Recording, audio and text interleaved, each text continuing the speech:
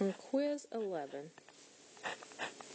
problem number 7, we were finding a percent increase. We went from 151,000 up to 151,000 from 137,000. And to get the percent increase, you do the new value minus the old value over the old value, or the original value is what it's usually called. So I subtract to get the amount of increase, and then I divide by the original amount. When I do that, my amount of increase is 14,000. I'm dividing by 137,000. When I do that, I get a decimal value that's 0.102189, and it continues on, but I don't need to worry about the rest of it because it told me to round to the nearest tenth of a percent. So first of all, to convert this decimal to a percent, I'm going to multiply by 100. And that gives me 10.2189 ... percent. Okay, we're going to round to the nearest tenth. The tenth place is one place right at the decimal point. I look at the place beside that. It's a 1, so I do not round up. So my final answer is 10.2%.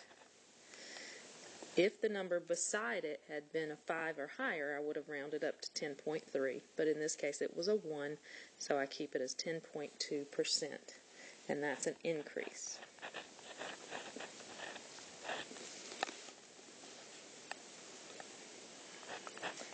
Number 20 is a complex problem.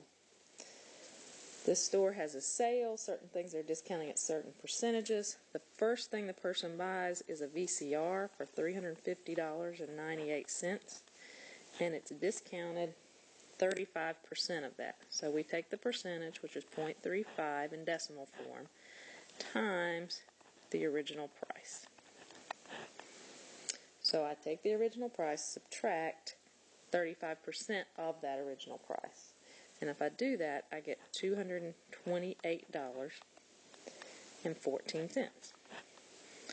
But now electronics are one of the things that they were adding tax to. So I take that price plus 0.06, which is the decimal form of 6%, times the sale price. And when I add those two,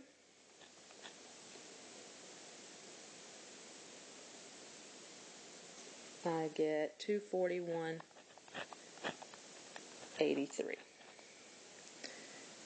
So that's how much the VCR cost.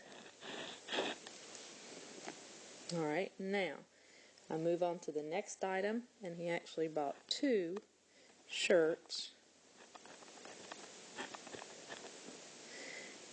at $49,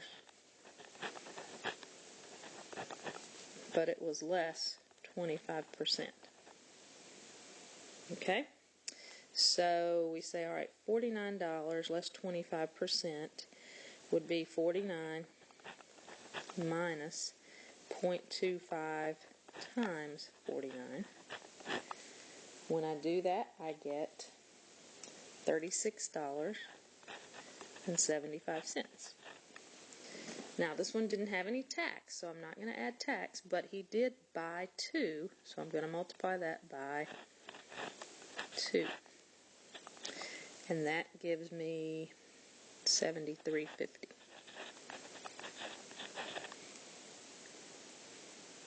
So that's what he paid for the shirts. Then we move on to the last thing, that was jewelry, and it was $121 minus 70%. So we say, okay, that's 121, which is the price, minus 0.70, because that's 70% in decimal form, times the original price, that's 121. If I do that on my calculator, I get